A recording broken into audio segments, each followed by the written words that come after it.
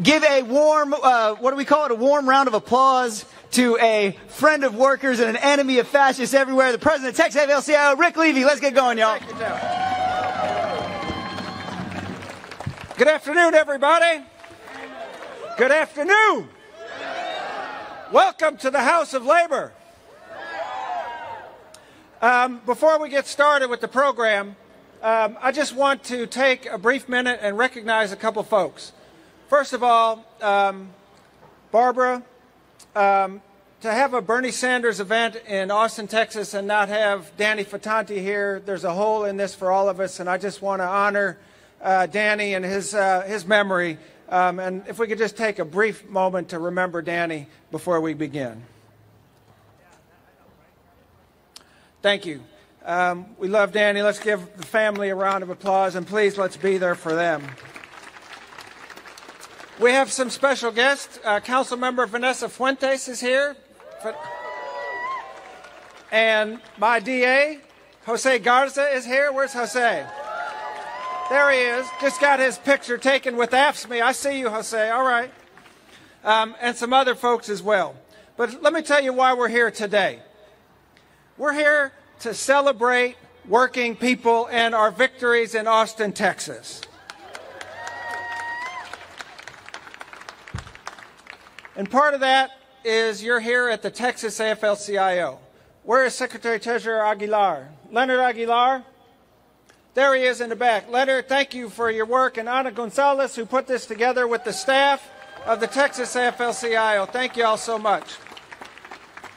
But as we celebrate labor today, let's remember that when we organize, we can win. Right? And when we vote, we can win, right? But when we organize and we vote, we will win. For a long time, they told us that you can't organize unions in Texas. You can't organize unions in Austin, Texas. But I think that we can look to our speakers today and see that that's a damn lie. Ask the folks that work at the Austin Hilton, or for Integral Care, or for Seton Hospital, or for Starbucks, or for Via 13. Ask them, can you organize a union in the city of Austin, Texas?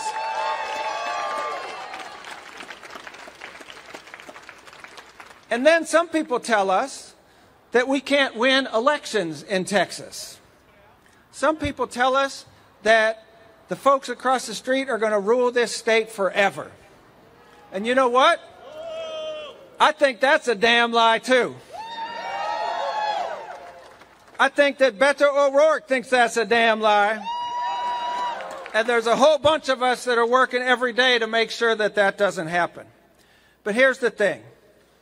I refuse to believe that the people of the state of Texas want a government that is hostile to our basic needs, that actually fights to keep wages low. Do you know that this governor and this attorney general actually sued the Biden administration for raising the minimum wage for federal contractors? They actually are trying to keep wages low. I refuse to believe that they want a government that tries to bust our unions.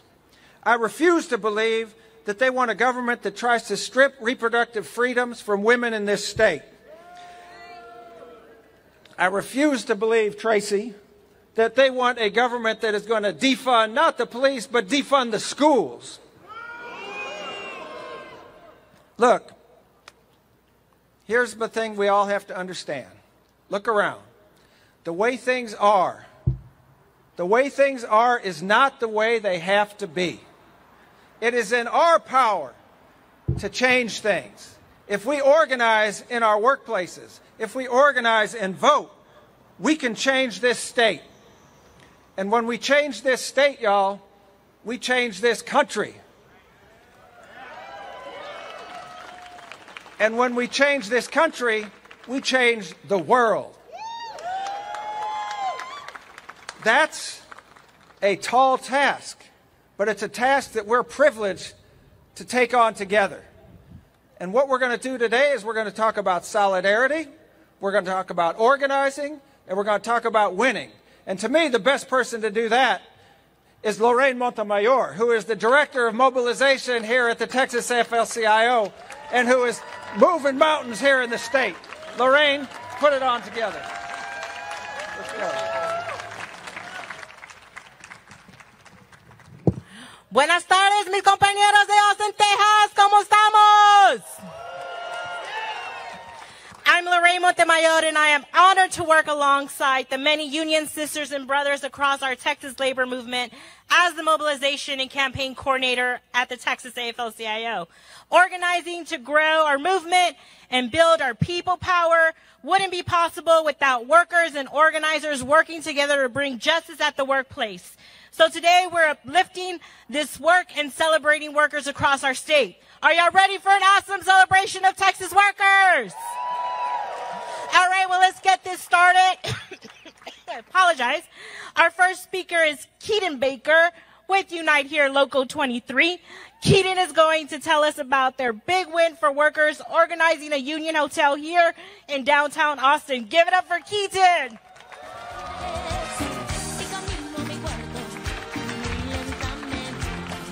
Austin, Texas, let me hear you. Come on. Are you feeling good? My name is Keaton Baker. I support Unite Here Local 23, and I am proud to say that I work at the Hilton Austin, the first unionized hotel in the city of Austin, Texas. Since the unionization, we have begun to lay the groundwork on things such as better pay and affordable housing.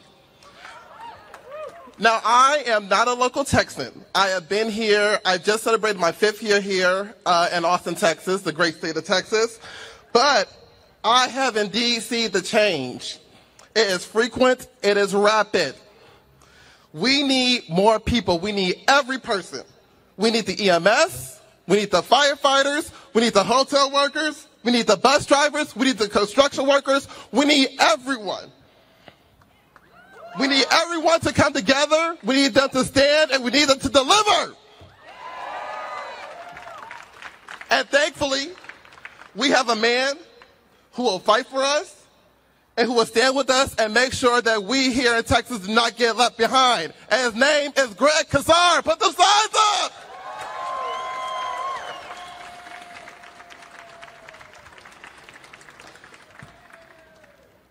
Hear me now and hear me clear, everybody.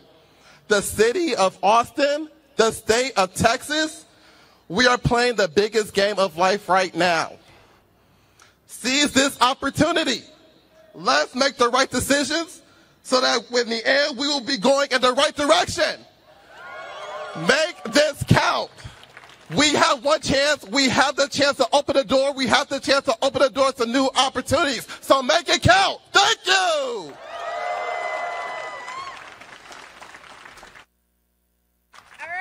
Keep it going. Next on stage, we're thrilled to be joined by Kellen Gildersleeve. Kellen is a labor and delivery registered nurse at Ascension Seton Medical Center.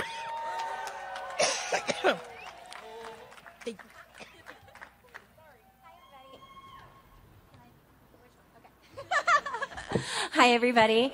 Thank you so much for coming out today to support and celebrate labor here in Central Austin.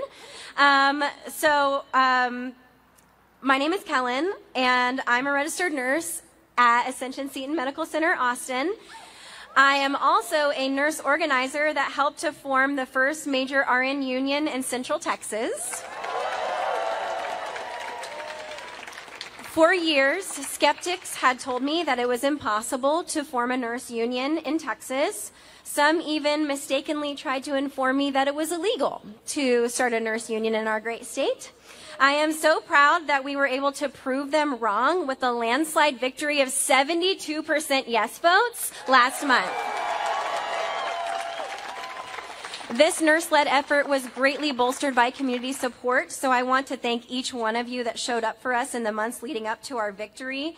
Special shout out to the labor movement here in Texas, including Texas AFL-CIO, the Austin Central Labor Council, and so many others for your support. Also, Councilmember Fuentes recorded a very, very encouraging, hi Councilmember Fuentes, video of support for us in the days leading up to our election, so we appreciate that so much. And our union also wants to extend a huge amount of gratitude to U.S. congressional candidate Greg Casad. Greg stood with us as we confronted management on the day of our first public action as a union. And that was back in July. And then a couple months later, on the night of our victory, Greg hand-delivered a wonderful thank you letter from community members thanking us for advocating for our patients in this way and standing up for them. So it is very clear to us at National Nurses United that Greg's plan is to continue his proven track record of showing up for workers. And it is for that reason that we are so proud to give him our endorsement.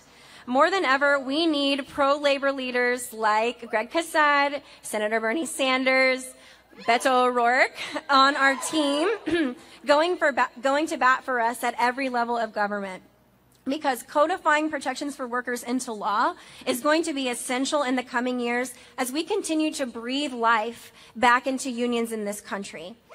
So when you're casting your ballot and when your friends are casting their ballots, make sure that they know what their candidates' labor stances are, because our work is really cut out for us here. We know that our power is in our numbers, but having friends in office is going to go a long way. So I will just say that, like all industries, healthcare in this country needs a major overhaul. Patients and their families know this. Wait times are growing and the quality of care is declining. These conditions are not an accident, but are rather due to the decisions of healthcare executives who continue to put profit over patient care. Now, nurses are making the collective choice to stand up and fight. We challenge those who throw their hands up and say, this is just the way things are now. It's like this everywhere. We reject the notion that we cannot prioritize the health and safety of our communities over executive salaries and bonuses and the bottom lines of shareholders and private equity firms.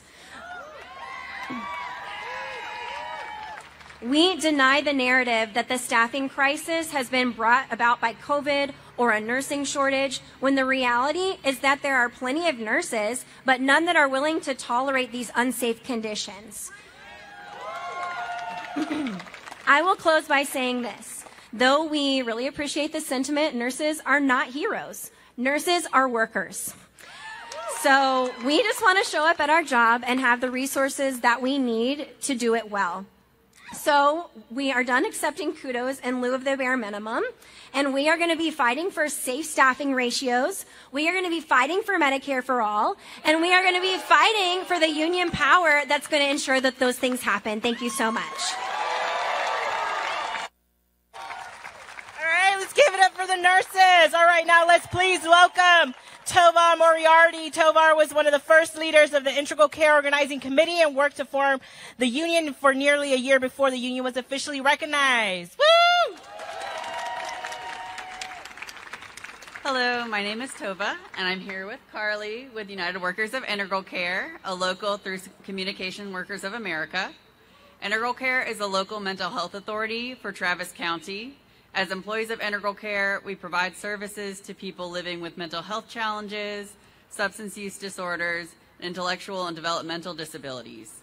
Many of the people that we work with are low income, have no access to health insurance, and have very little choice in who their mental health providers are. That's just one of the reasons why it is so vital that the services we provide people are high quality and accessible.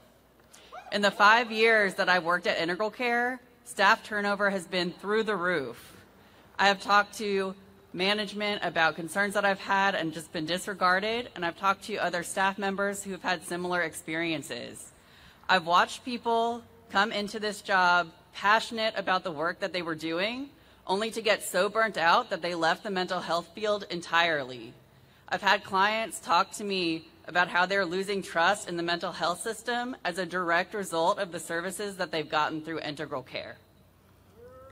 Historically, policy at Integral Care has been made top-down by members of executive management who have little to no direct contact with our clients.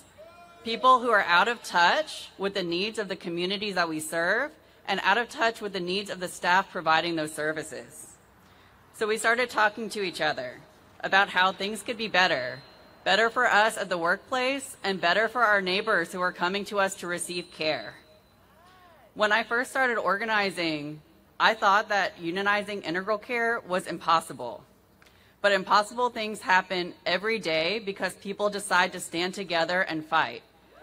And here we are, just a little over a year later, with full union recognition. Our path to recognition started with us building power amongst our coworkers, talking about the changes that would need to happen for Integral Care to truly live up to its motto, healthy living for everyone. We reached out to Communication Workers of America, who helped us with strategizing and provided guidance and support along the way. We started meeting with elected officials, talking to them about our concerns, the challenges we were facing, and asking them to support us and to support the communities they were elected to represent. I want to thank Greg Kassar, who was with us from the start and who joined us at our founding assembly, and all the other elected officials and community allies who stood up for us along the way. Early on in organizing, we learned that we don't have the right to collective bargaining because we're members of the public sector, and executive management tried to use that to tell us that we did not have the right to unionize. That was a lie. Every worker in the state of Texas has the right to organize no matter what our bosses try to tell us.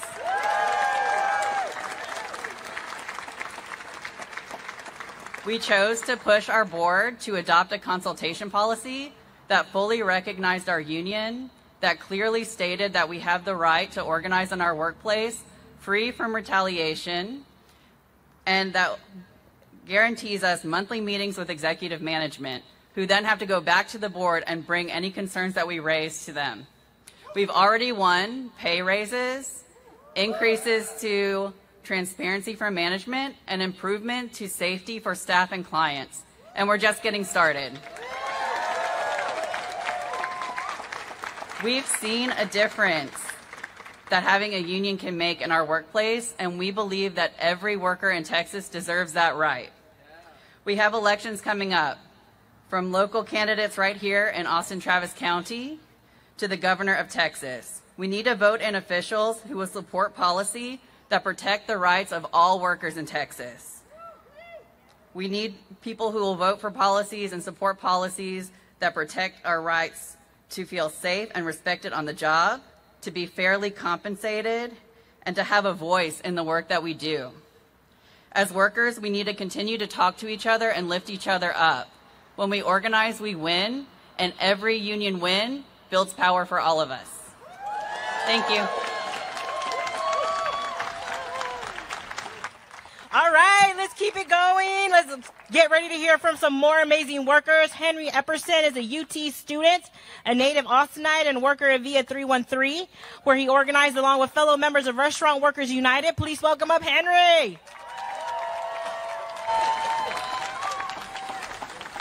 Hi, all. Good evening.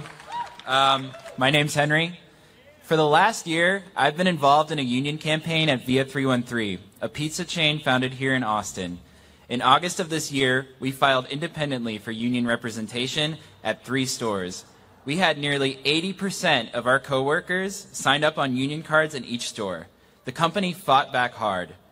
Despite claiming that they would not interfere with our right to organize a union, the company hired a third-party consulting firm to dissuade workers from voting for their union. They withheld benefits, they wrongfully terminated supporters and organizers within our stores, and they created a toxic environment that they hoped would drive out supporters that couldn't outright fire. Did that stop us? 2 days ago, we won an historic election at our North Campus location. And with that, we have organized the first independent union for restaurant workers in the South. Growing up here in Austin, I'm inspired every day by the bravery and courage displayed by my fellow organizers around this city. From Starbucks workers to Seton nurses, it is clear that Austin is taking part of a new and strong labor movement in this country. Organized labor is vital to a more just and better society. It has the power to check and push back upon political and economic forces that can harm the working class.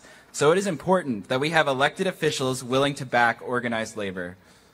We need politicians like Greg Casar and Bernie Sanders to use their platforms to boost unionization efforts. We need them to pass laws like the PRO Act that will make it easier for workers to organize in the United States. And we need those laws to be enforced so that companies like VIA can't get away with hiring union-busting firms and blatantly breaking existing laws that have been on the books for over 100 years. Every worker deserves better pay, better working conditions, and a chance to use their voice to make their workplace a better place. In short, every worker deserves a union.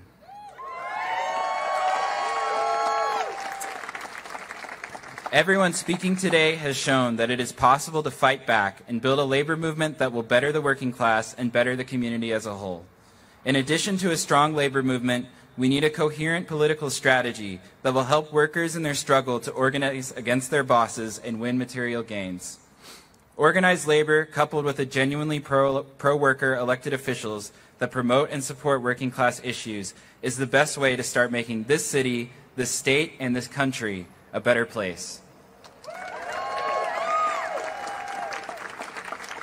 I want to thank all of the amazing people that I met organizing on this campaign at VIA 313. They're right over there.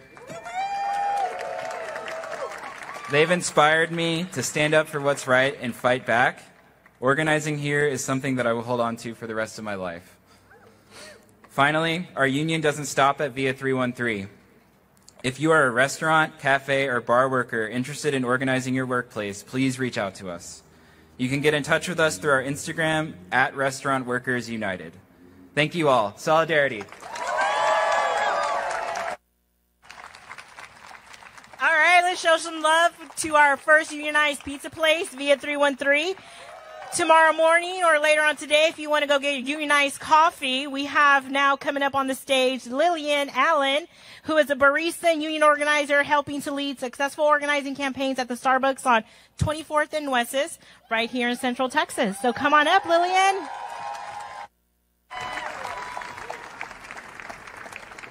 Oh, goodness. Howdy, labor neighbors. How are y'all doing this afternoon? Me too. My name is Lillian Allen. I am a Starbucks barista and a union organizer at 24th and Oasis in West Campus, one of 2 unionized Starbucks locations here in Austin. I make $15.75 an hour, but I'd probably still be making $12.50 if back almost more than a year ago now, Buffalo baristas in Buffalo, New York hadn't started getting together and saying, you know, we should do this union thing.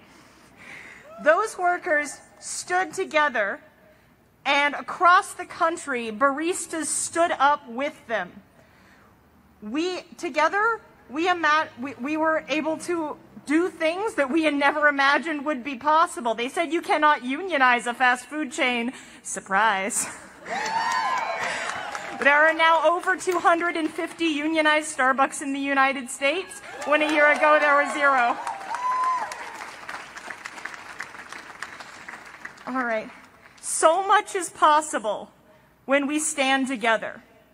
So much is possible when we come together and lift each other up and face with hope and determination the obstacles that people have said that we would never overcome. We can unionize a fast food chain. We can elect people to government who actually care about the people that they serve, who actually care about working families in Texas, who will pass legislation like the PRO Act that will protect us, that will give us more rights. None of the rights that we currently have were just handed to us without a fight. The NLRA, the rights we have today, all of this has come because of workers in the past who risked everything sometimes, gave their lives to stand up because they believed that a better world was possible, and so do we. Thank you all for being here today, for standing together. Let's see what we can build together. Okay.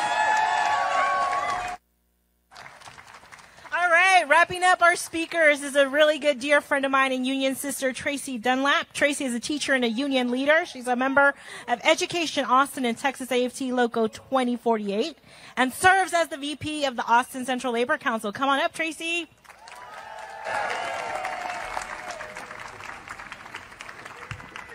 All right, good evening, everybody. How's everybody feeling? So I am Tracy Dunlap, and as she said, proud member of Education Austin, Local 2048, American Federation of Teachers, Vice President of the Austin Central Labor Council. So we just heard about some amazing union organizing. All around this country, working people are coming together in solidarity, even in places that have never been unionized before, demanding a seat at the table. We know that when we stand together with one strong voice, we win. Here in Austin, AFSCME recently won a $20 an hour minimum wage for all City of Austin and Travis County employees. They organized, they mobilized, and they won, but they didn't do it alone. Shout out to LIUNA, Workers' Defense Project, IBEW, CWA, and all the Central Labor Council unions who showed up for AFSCME. And for the first time, Travis County workers will get 8 weeks of paid parental leave. We won't stop fighting until we win better conditions and a livable wage for all working people in our communities. The Austin CLC has endorsed a slate of candidates who will fight for working people and our families. Local elections are important, y'all. We must all get to the polls and use our union power to elect candidates who stand with us. I don't know if you've heard, but things have been a little rough for teachers lately. My union, Education Austin, won a $2,000 retention bonus for all Austin ISD employees. We got more planning time for elementary teachers and fought off efforts to take planning time away from secondary teachers. We won an increase to the district minimum wage, and when the district refused to pay teachers for training we had to complete outside of our workday, we fought back and we won. When we rallied at our school board, our union brothers, sisters, and siblings were right beside us, backing us up. And our next fight will be for a real pay raise. Will you join us in demanding fair wages and better working conditions for teachers and public school employees? Austin ISD has 5 school board seats up for election. Education Austin and Central Labor Council have endorsed candidates with teaching experience. All of our candidates have teaching experience, y'all. This is amazing. They've been in the classroom and they understand the needs of our students, teachers, and support personnel. Will you join me in voting for candidates who support our public schools? We have a lot to celebrate, but I'm afraid it's not all good news. The repeal of Roe versus Wade is an attack on our civil rights. This decision inserts the government into women's private and intimate lives and sends a message that women are lesser under the law.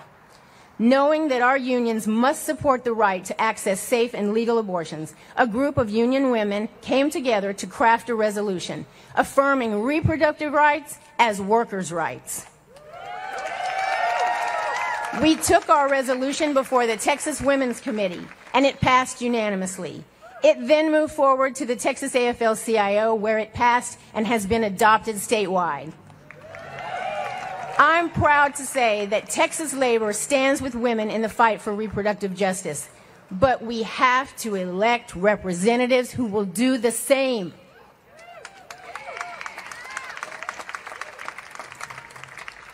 So, it is now my privilege to introduce someone who is a true friend of labor and a champion for workers' rights, for our public schools, for reproductive justice.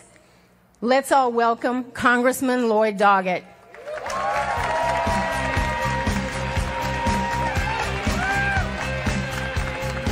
Thank you, Tracy. Boy, those school board elections are so very important. We've got to go all the way down the ballot, do that, and pass our bonds here for the Austin schools, because we've got so many groups out there that are trying to undermine public education, and we have a chance to do something about it. Well, good evening, Texas patriots, Texas workers. You're the kind of patriots that realize we love our country enough, we recognize its shortcomings, and we're going to do something about them. And that something begins with what happens right across the street over here. You know, I remember a joyful day walking up from Town Lake with Ann Richards on the day of her inauguration, and the pride we took in going over to the governor's mansion and seeing her. Well, since then, we've had governors there that bring us nothing but embarrassment and sometimes disgust. And I tell you, if we turn out with the vote that we need to have, next year we could be walking up that avenue with a new governor, walking in not the back door over here, but walking in the front door of that mansion with Governor O'Rourke greeting us there.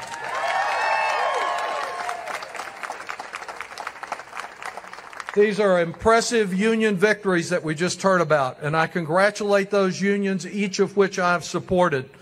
Yes, the union movement is responsible for our weekends, for sick leave for some, for our Medicare, but it's truly the result of the union movement that we have a broad middle class in this country.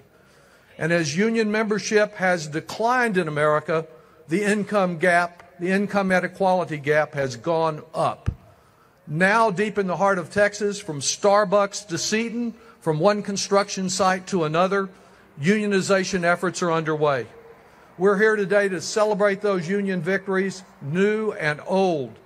Public support for labor unions in America has reached a 57-year high, and that's a reason to celebrate. And we're here to recognize the grit and the guts that go into making progress in unionizing working people. I was one of the first sponsors in Congress of the Protecting the Right to Organize Act, the PRO Act, as well as collective bargaining rights for our public servants. It is long past time to remove the barriers to organizing, to put a stop to the intimidation and interference, and allow people to freely associate with their co-workers for a better future.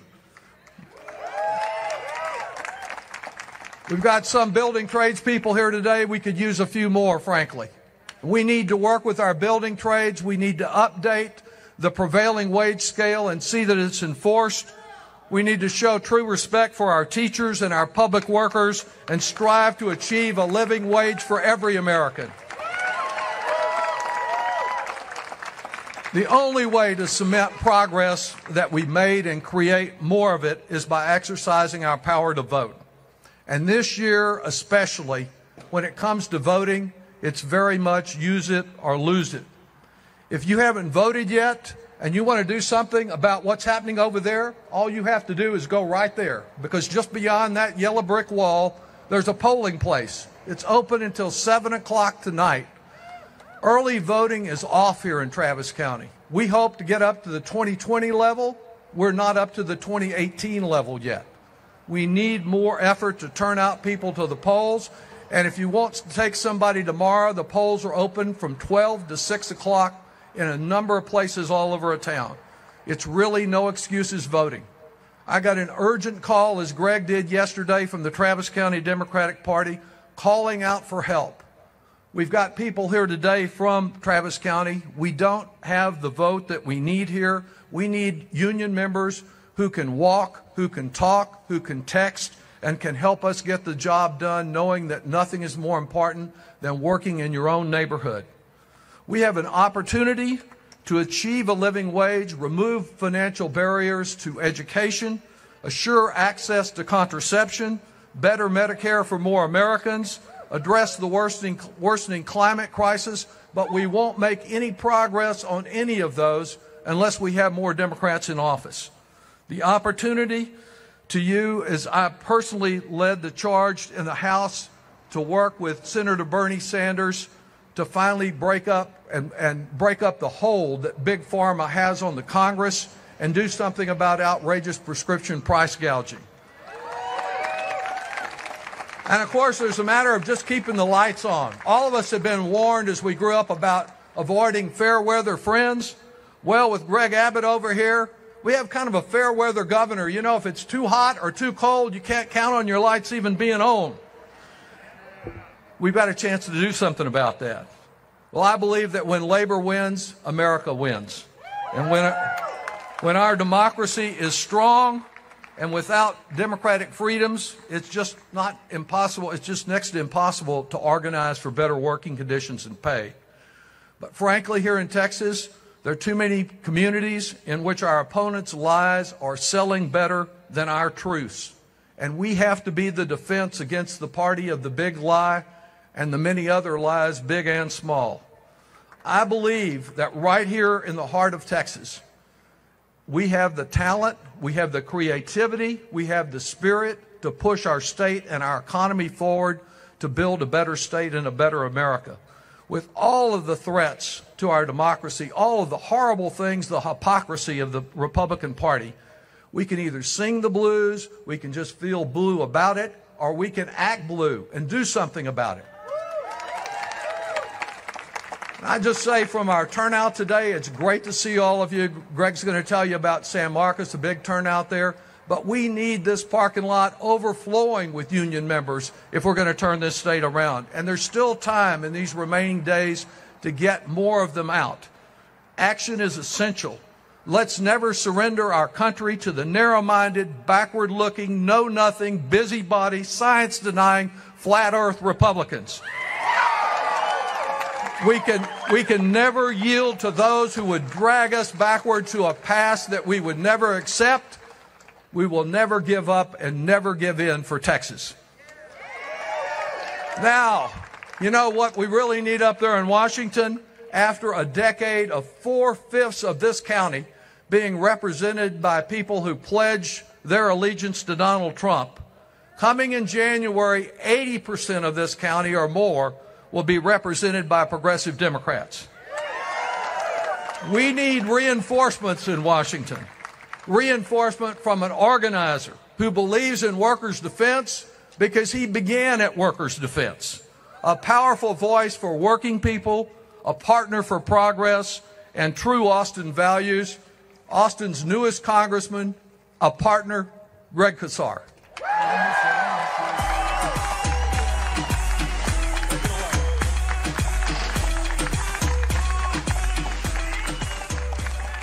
Buenas tardes, I'm Greg Casar, and I'm Labor's nominee to the United States Congress. How we doing?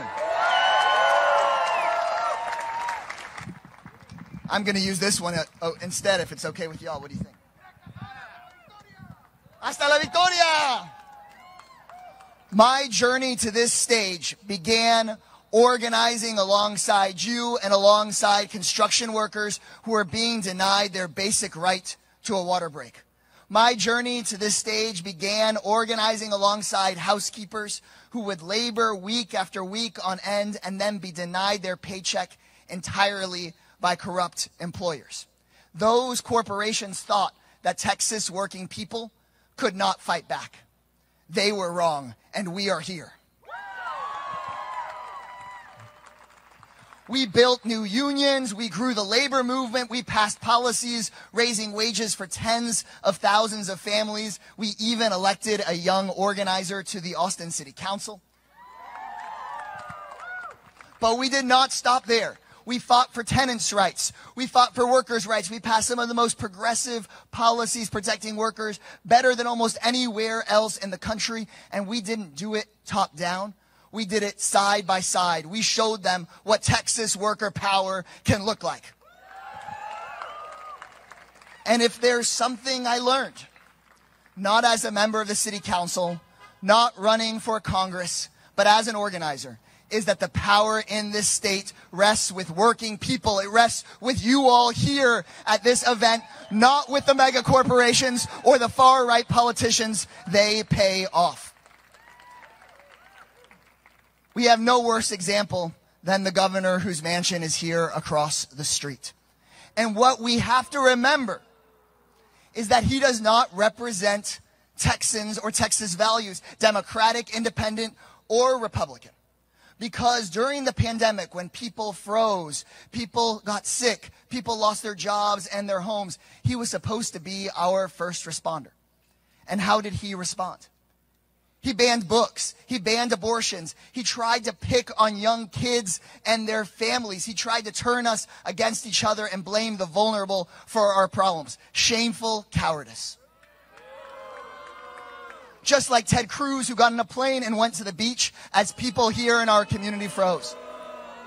But the real heroes in those crises were Texas working people, our nurses taking care of folks in overflowing hospital rooms, our teachers taking care of our kids and students, you all who went door to door delivering food, delivering blankets during the storm, the people who went out into the night onto icy light poles to get the power back on, folks that gave up their own hard-earned dollars to make sure their neighbors could pay the rent. That's the real Texas. That's who we are. That's what we believe. We believe in lifting one another up, in mourning each other's losses. At our best, we lead with generous love and fearlessly hold the powerful accountable. We are, you all are, the real working Texans, not the kleptocrats. That's why we believe in raising the starvation minimum wage of $7.25 to a union wage so that you can pay the rent. That's what I believe. Do you guys believe that?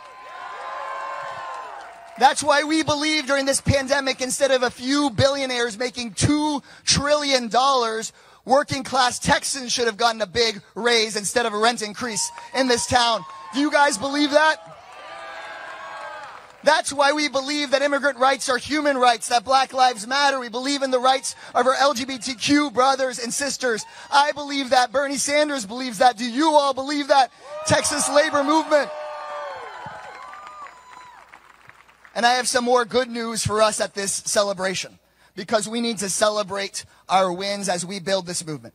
And the good news is that Texas has a deep history of progressive organizing.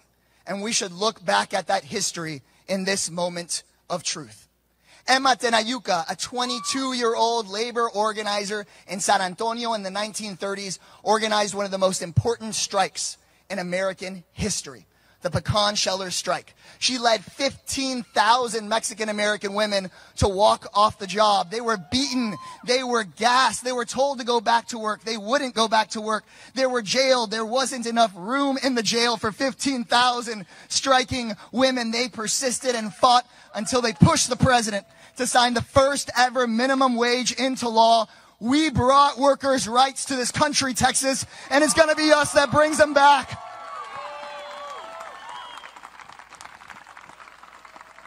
Let's talk about Sarah Weddington, a 26-year-old attorney.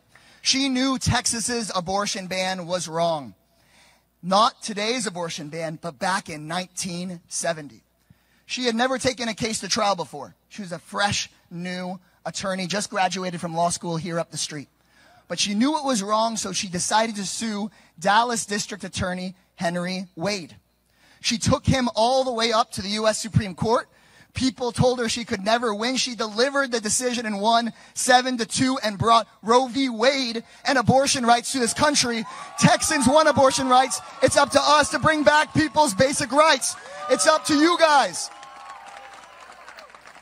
LBJ, our president, who had his apartment here at 11th and Congress, he was pushed by the civil rights movement. He was pushed by the workers' rights movement. He was pushed by organized Texans like you all. He was pushed by a person from New York in his younger days, Bernie Sanders, to deliver. And he delivered the Voting Rights Act. He signed the Civil Rights Act. He created Medicare. A Texan signed that into law. So it only makes sense that if Texas brought us those things, it should be organized Texans that bring us to the next stage. Expand Medicare to Medicare for all so that you don't live or die based on whether you are rich or poor. What do you guys say about that? That's some Texas organizing, y'all. That's what we can do together. That's how we get free trade school and public college tuition free in this country. That's how we legalize marijuana in this country. That's how we repeal all right to work for less laws and pass the PRO Act so that everybody in America has access to a union. That's how we make Beto O'Rourke our governor, and we can cheer for that.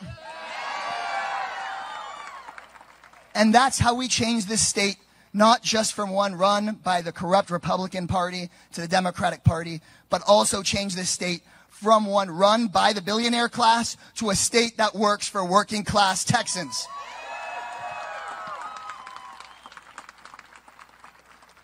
Now, I'm also here to tell y'all the truth. And the honest truth of the matter is this will not be quick. This will not be easy. We are not a red state. We're an under-organized state. And we are under-organized for a reason. For decades, but actually really for centuries. The far-right wing and those people trying to protect their own power and their own greed have divided us.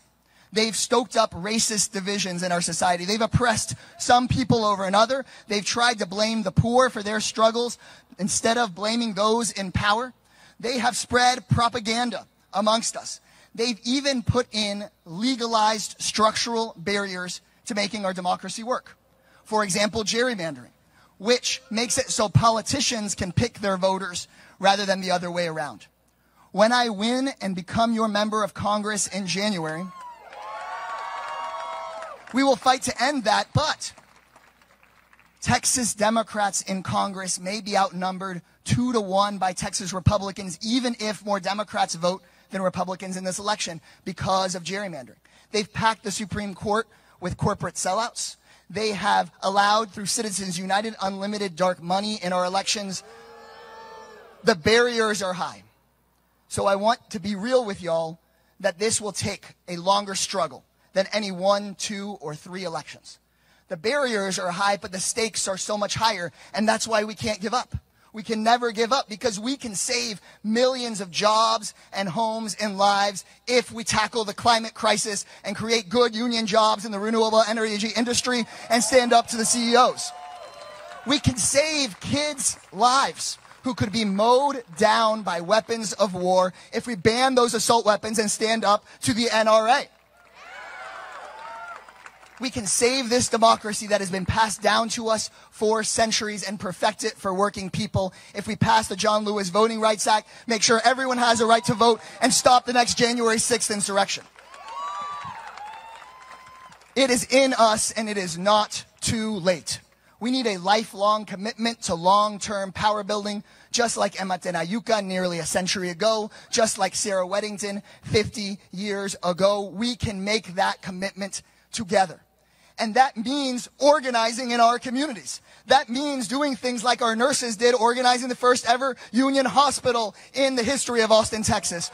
Or like our hotel workers who won the first ever union hotel in the history of Austin, Texas. Or like the integral care workers who organized their first union in the history of this state, and now it's spreading all over the state of Texas. Just like the Starbucks workers here and across the country, the Amazon workers here and across the country, the workers' defense and AFSCME and building trades that won that $20 an hour minimum wage, that we should make the wage for every single American at minimum.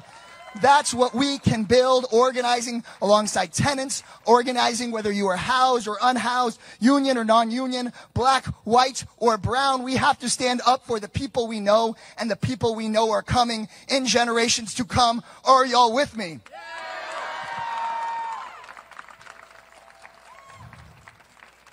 So now I want us to take a moment and look at the people beside you, in front of you, behind you. Really, do it. Look them in the eyes. These are the people who know that the world as it is not the world as it must be. These are the people we are recommitting to with today, to changing this state and therefore this country. I'm not going to D.C. to bend the arc of history towards justice alone. Instead, we are here in Austin, Texas to recruit each other to do so. What do y'all say?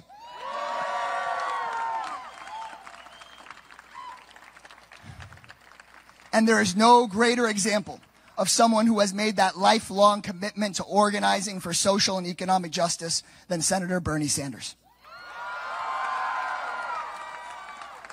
Before he was mayor, before he was congressman, before he was senator, Bernie was an organizer. He was in the civil rights movement, marching, getting dragged into a paddy wagon by the police, standing up for what is right.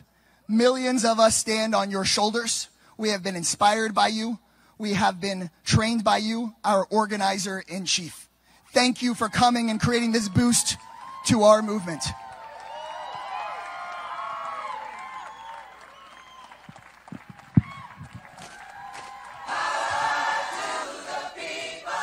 Austin, Texas, Senator Bernie Sanders.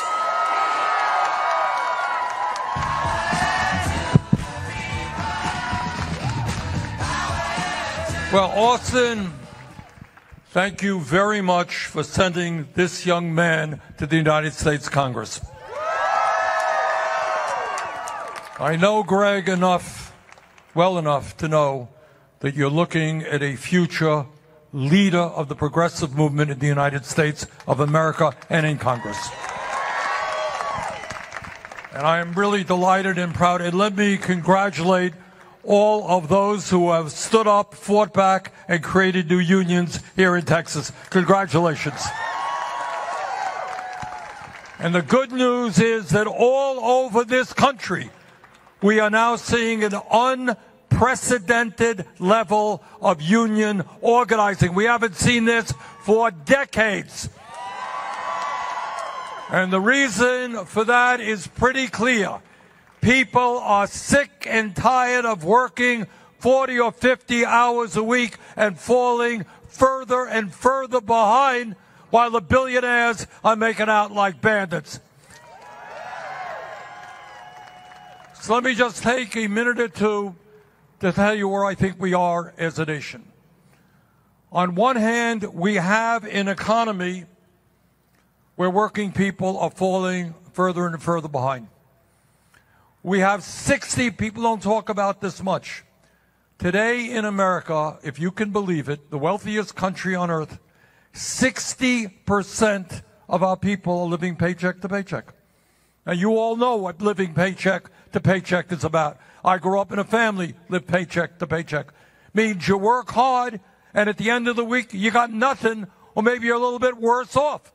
You can't afford rent. You can't afford health care. You can't afford prescription drugs. You can't afford child care.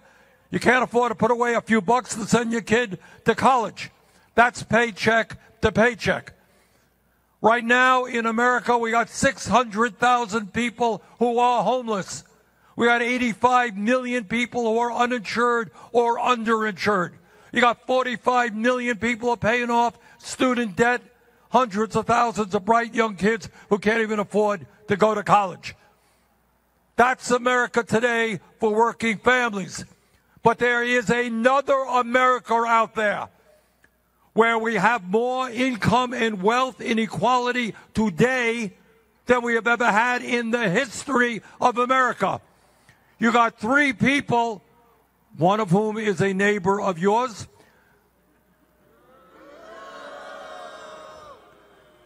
who has raised very substantially the medium wealth index here in Austin. But you got 3 people who now own more wealth than the bottom half of American society. Can you believe that? You got 1% own more wealth than the bottom 92%. That may be happening. And I want to tell you something else. When I was a kid growing up, it's no great secret. CEOs always made more money than workers. That's always been the case. When I was growing up, the ratio was about 20 to 1. CEO made 20 times more than a worker. Anybody know what the ratio is today? 400 times. You got these multi-billionaires who own mansions all over the world. They fly around and they have big jets. They own these gargantuan yachts. Some guy just bought an island someplace. Some of them have so much money, they're, building spaceships going off to Mars. And meanwhile, the average American is struggling to put food on the table. We are right now in an unprecedented moment in American history for a lot of reasons. You know them all. Greg went through some of them. And that is why this is an unprecedented election. On one hand, you got a party that is trying to deny women the right to control their own bodies, We will not allow them to get away with that. You got a party where, when the scientists are telling us that if we don't get a handle on climate change, the planet and the nation we're going to be leaving our kids and future generations will become increasingly unhealthy and uninhabitable. You are beginning to see that right here in Texas with the drought, and that's going on all over the world. And what is the Republican response? They turn their back. At best, if they even acknowledge the reality of climate change, which some of them don't, they have zero ideas in how to address it. And then on top of all of that, this election, and as a United States Senator, honest to God, I never thought I would have to say this. This is not an election about your views on education. You know, Lloyd will tell you that it's not your views on prescription drugs, on health care. It is a question of whether or not we remain a democracy. And today we say to the Republicans, too many people, brave men and women from Texas, Vermont, and all over this country, fought and died for American democracy, and we're not going to let right-wing extremists take that away.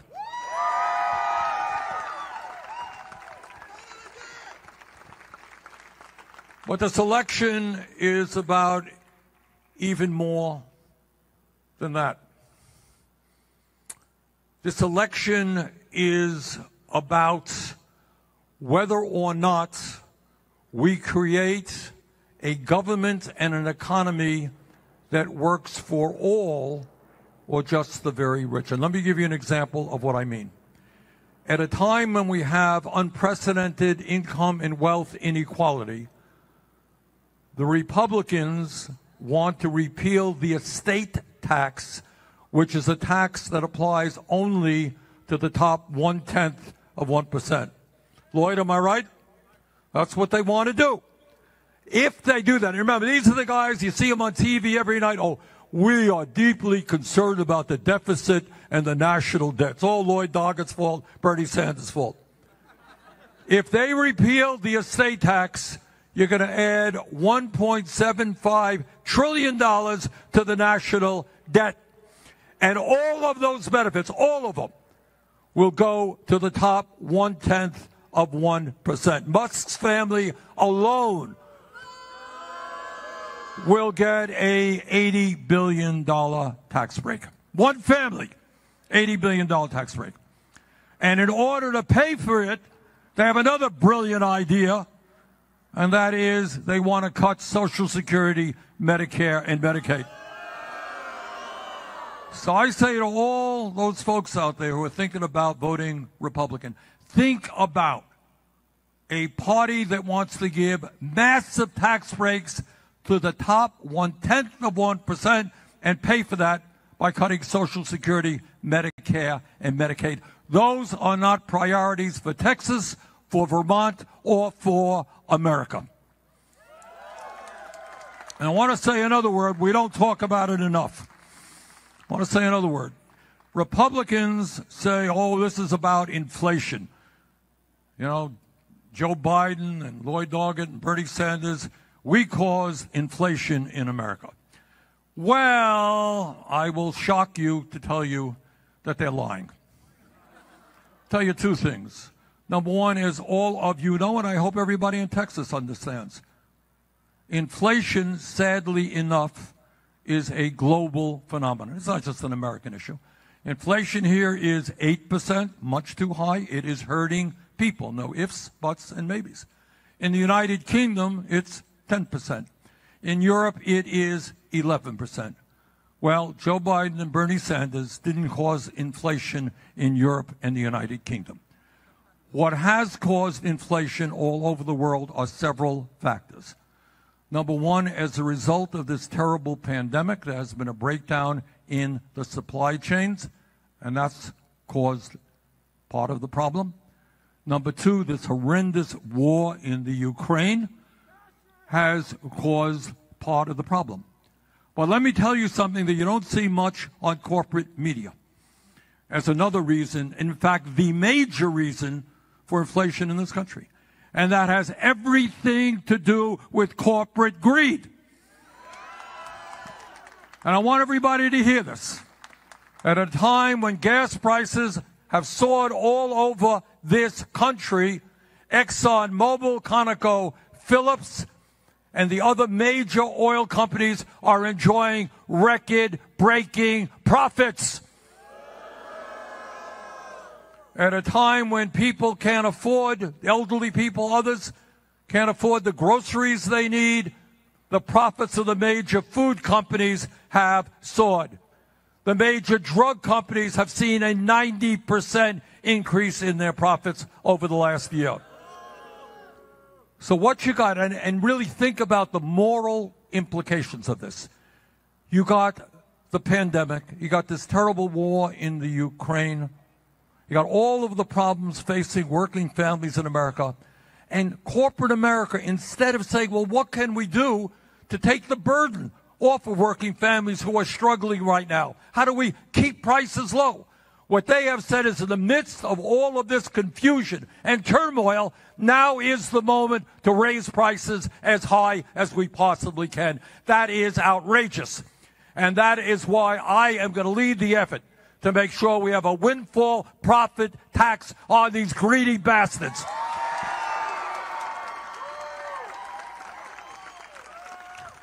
And the last point I want to make, and Greg made it as well. What we have got to do is not only do everything we can to elect progressives and Democrats in the next 2 weeks, we've got to do more than that. We have got to, in our own hearts, understand that 99% is a lot larger number than 1%. And that means that we cannot allow Republican right-wing people to divide us up based on the color of our skin or where we were born or our religion or our sexual orientation. It means that we bring, and I know that's what the trade union movement has always been about. That's what the extraordinary concept of solidarity is about.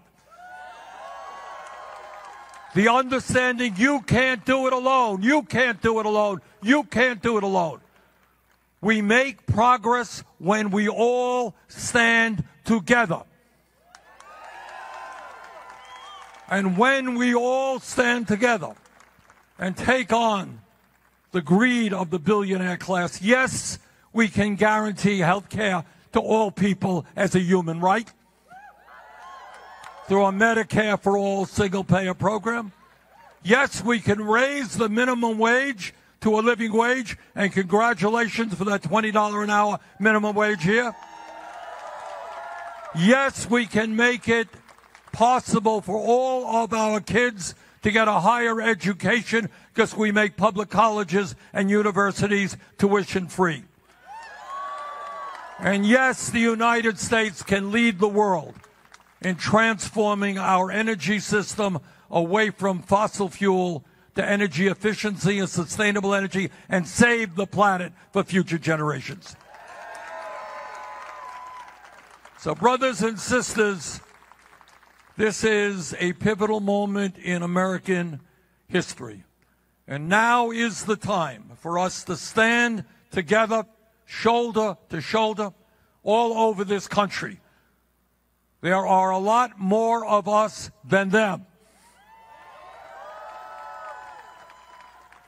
And let us go forward and create the kind of nation that you and I know we can become. Thank you all very much.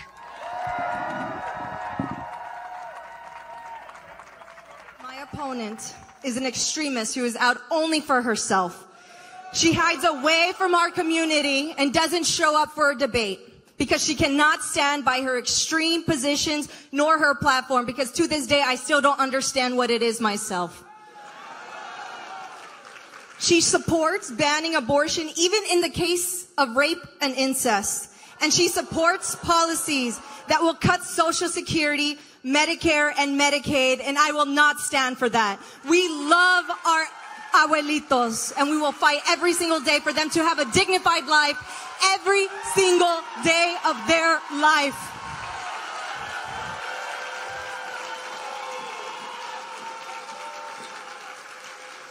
No matter what people outside of South Texas want to think or claim that we don't have this win, I know that we are on our path to victory, and we're going to win this race on November 8th.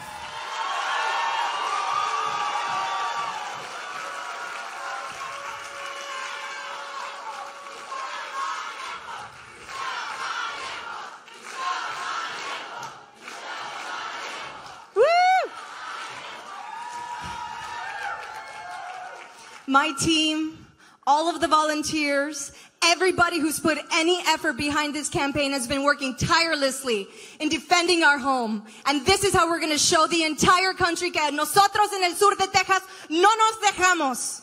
Luchamos. This is not any ordinary campaign. This is an effort. This is a movement. This is love from our own community to fight back and to stand up for what's right. And we're going to keep doing it every second of the way con orgullo, con felicidad, y con mucho, mucho ánimo. Woo! Viva!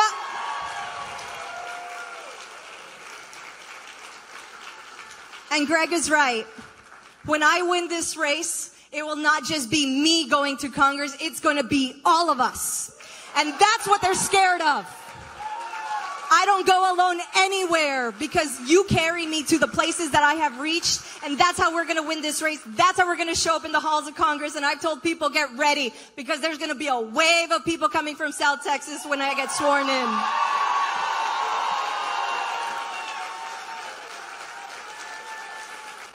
Thank you so much for joining me. I feel so loved. I feel so motivated and encouraged to keep fighting. I have not felt tired for one single day on this race. Not one. Because this is the energy that carries me to new heights. And now, it is my pleasure to introduce someone who has been fighting for the working people, who has created a national platform for the people to have more power. Please welcome Senator Bernie Sanders.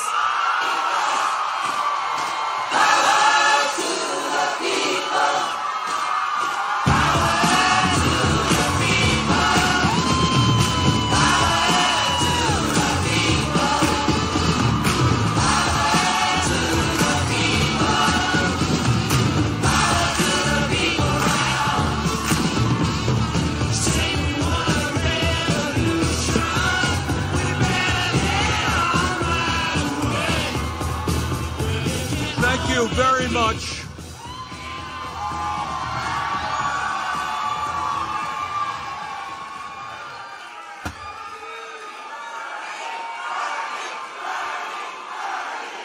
Thank you.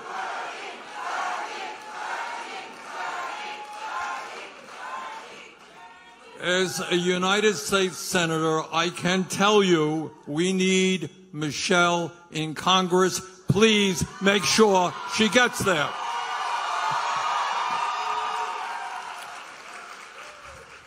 Look, here is the story, and it's not complicated. What politics is all about is which side are you on? You could be on the side of billionaires who want more tax breaks, or you could be on the side of working people who want a decent life. And that's what this campaign here is about and what it's about nationally. Now, whether you live in Vermont, and I'm going to be back in Vermont tonight with my heavy coat on, or whether you live in McAllen, in many ways the issues are exactly the same. And what are the issues? The issues are if you work 40 hours a week, you deserve a living wage. Raise the minimum wage.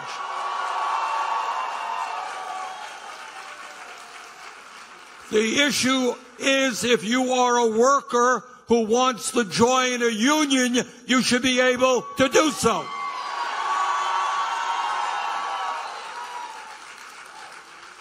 And I'll tell you what the other issue is here, and that is that health care is a human right, not a privilege. Brothers and sisters, all over the world, health care is considered a right guaranteed to all people. And yet in the United States, we spend twice as much per person on health care, and we have 85 million Americans, including many in this room, who are uninsured or underinsured. The function of health care is not to provide billions in profits for the insurance companies. It's to guarantee health care to all people.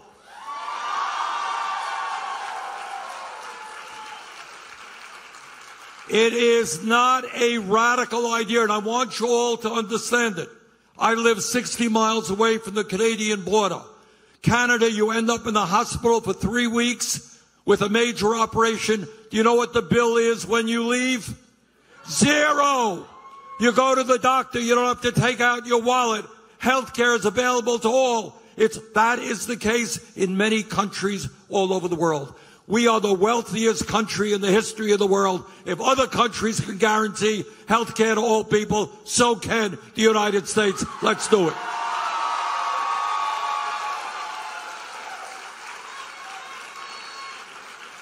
But it is not just health care.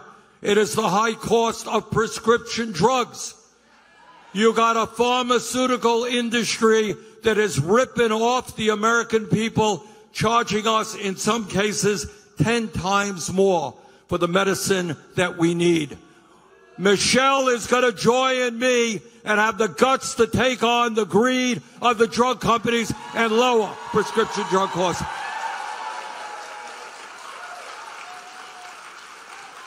And then there is this issue of education. Let me say a word on this. We live, as all of you know, in a very competitive global economy. That's the fact. Now, 30 or 40 years ago when I was a kid, if you had a high school degree, that was good enough. You can go out and get yourself a decent job. You can make it to the middle class. In many cases, that is not the reality today. Our people need a higher education in order to deal with the advanced technology that's taken place. In America today, we got hundreds of thousands of bright young people who want to get a higher education. They want to go to a trade school. They want to advance themselves to make it into the middle class, but they're scared to death when they leave school, they'll be $50,000 in debt. That is not what America is supposed to be about. I grew up in a family that had no money. I lived in a rent-controlled apartment. And back then, believe it or not, there were public colleges and universities that were tuition-free, some of the best in America. If 50 years ago we got public colleges and universities tuition-free, we can do it today, and that's what Michelle believes and what I believe.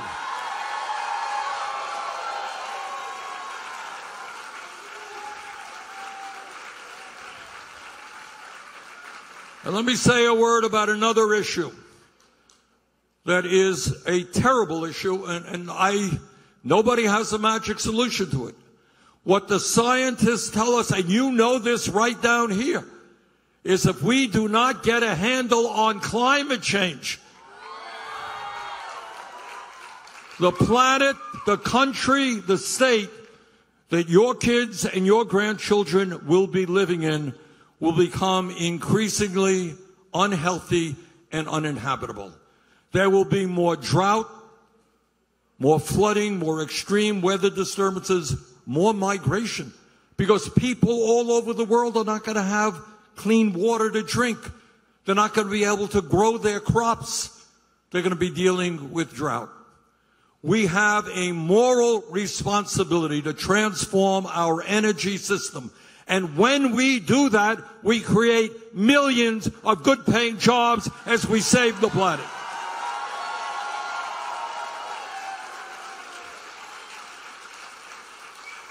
And there's another issue out there which maybe is the most important of many other issues. And that is, we have right-wing extremists in this country led by Donald Trump who are trying to undermine American democracy. Now, here in Texas and in my state of Vermont, you have thousands and thousands of men and women who put their lives on the line, sometimes died, to say that America will remain a democracy, not an authoritarian society. We will not allow Trump and his friends to undermine that democracy.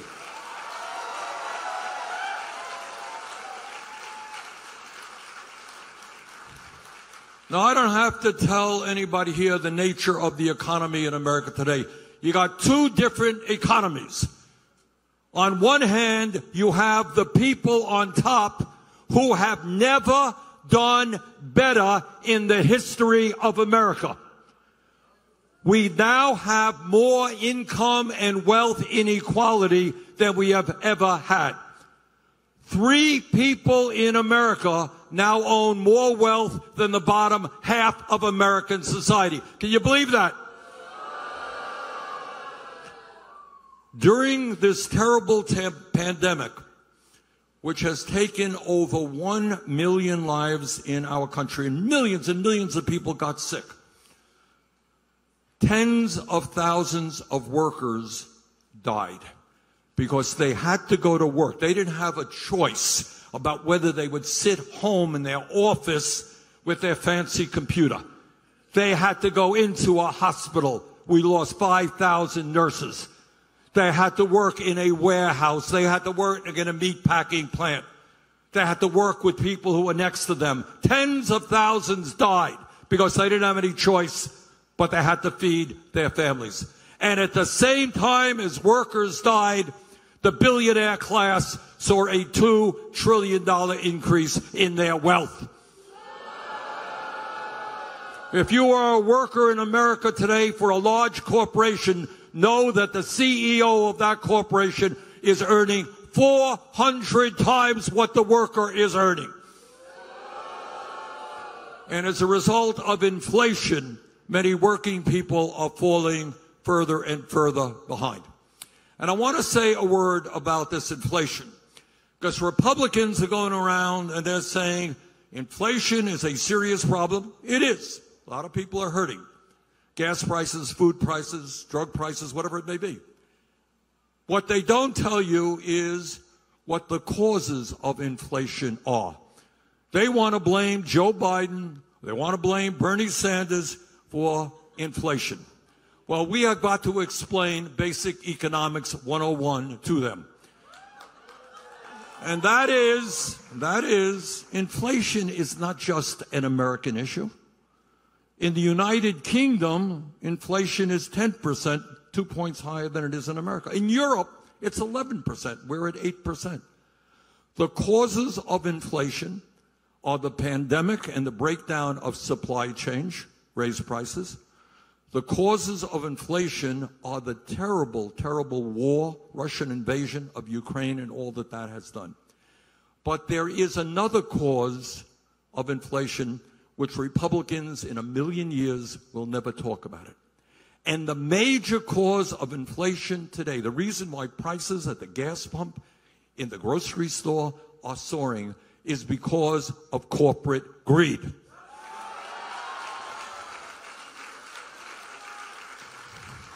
If you want to know why you're paying high prices at the gas pump, ask ExxonMobil, who are enjoying record-breaking profits right now. If you want to know why food prices are high, ask the major food companies who have jacked up their prices to unconscionable levels. Same thing with the pharmaceutical industry. So take a deep breath and think about the morality of the issue. We live in a moment, because of this pandemic, a lot of instability in the country, a lot of uncertainty. People are hurting. You got the war in Ukraine, you got the breakdown of supply chains, and what corporate America is saying, not how can we help working people? How can we lower prices in this country to make things more affordable? What they are saying, the guy from ExxonMobil was pretty honest about it, This is an opportunity to raise prices as high as we can. And what we say is that is immoral, it is wrong, and that is why we are going to impose a windfall profits tax on those companies.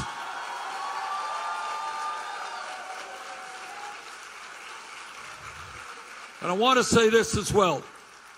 Republicans go around and they're saying the cause of inflation is the large amount of federal spending with the American Rescue Plan.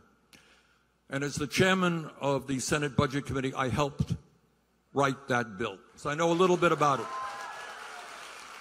Now, I want you all to think back 2 years ago. We were a country without vaccines. Thousands of people every day were dying. People by the millions were losing their jobs. Remember that?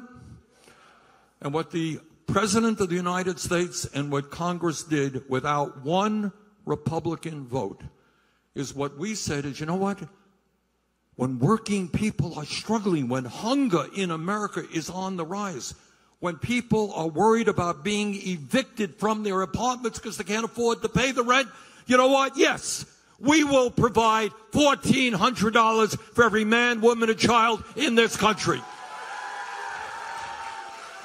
And I don't apologize for that.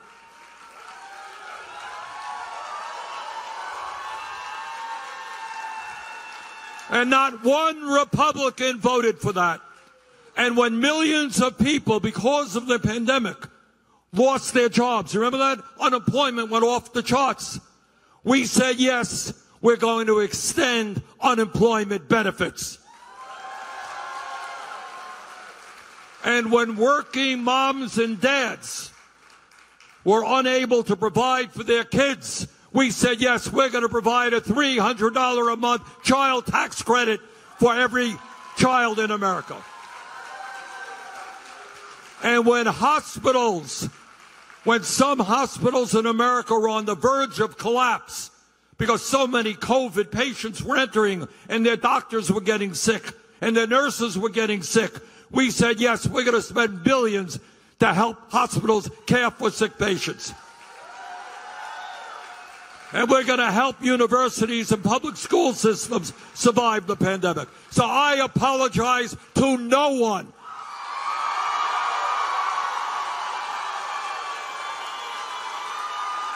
That's what a government does. That is what a government does in a democratic society. When people are hurting, the government says, we are in this together. And the president and Congress did the right thing without one Republican vote. Now, that was an expensive bill. I don't deny it. It was $1.9 trillion. That's a lot of money. But let me tell you what the Republicans have in mind, because their vision is a little bit different. They don't want to help working parents. They don't want to make it easier for kids to go to college. They don't want to guarantee health care to all people. They got a different plan. And their plan is to repeal the estate tax, which applies to the top 0.1%. It would give a $60 billion tax break to Elon Musk's family. And in order to pay for this $1.5 trillion tax break, they want to cut Social Security, Medicare, and Medicaid.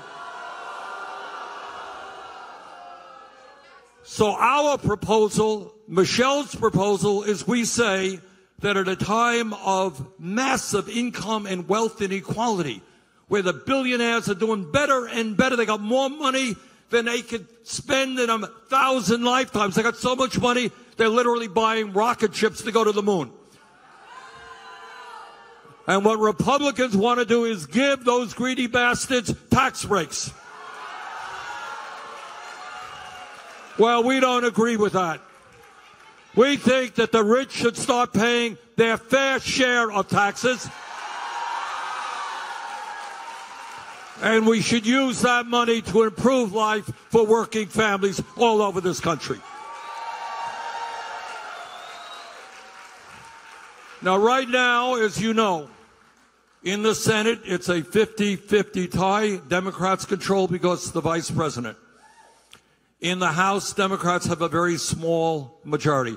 The vote right here in this district could determine which party controls the U.S. House of Representatives. And I think the choice is clear.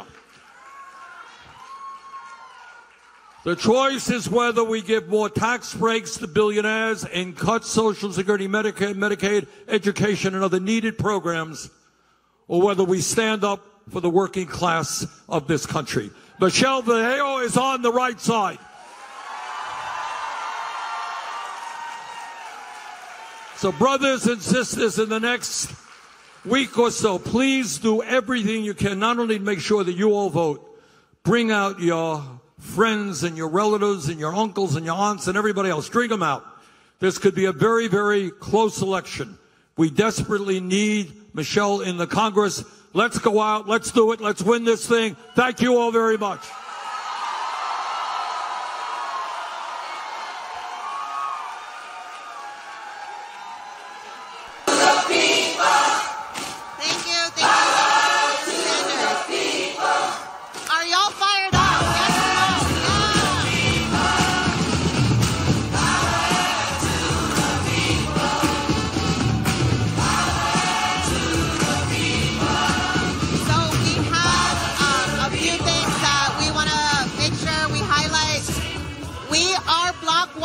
Right now at 1 p.m. at the Gremlin. Raise your hand if you're ready to elect Michelle Vallejo for Congress. We talk about sacrifice to make sure that we have the best representation possible in this district. Michelle has put everything on the line. She's counting on you to put everything on the line to make sure that we fight for a better future for South Texas. Today, what that means, make sure you vote. Make sure you get your friends and families to vote, and make sure that you block walk, because we need to make sure that we get all of the votes possible to elect Michelle Vallejo for Congress. When you walk out, you're going to walk out through the front door. We're going to have organizers there basically navigate you, point you in the right direction, okay? We need you to knock on doors. Now, we are heading over there right now, but I just want to make it clear. Everything that you heard from Michelle, you heard from Greg, you heard from Juanita, you heard from Senator Sanders. People outside this district are going to tell us that South Texas is turning red. We are here to make sure that they know that what South Texas is saying is that the status quo is not working for us. That we are fighting for a different vision for South Texas, and that we are fighting to elect Michelle Vallejo because she knows that our community is worth investing, that we are worth investing in our health care, that we are worth investing in our education, that we are worth investing for good paying union jobs, that we are worth the investment to make sure that our friends and families have a good standard of living, which is what everyone in this country deserves. So thank you all so much for being here. We'll see you at 1 p.m. at the Gremlin.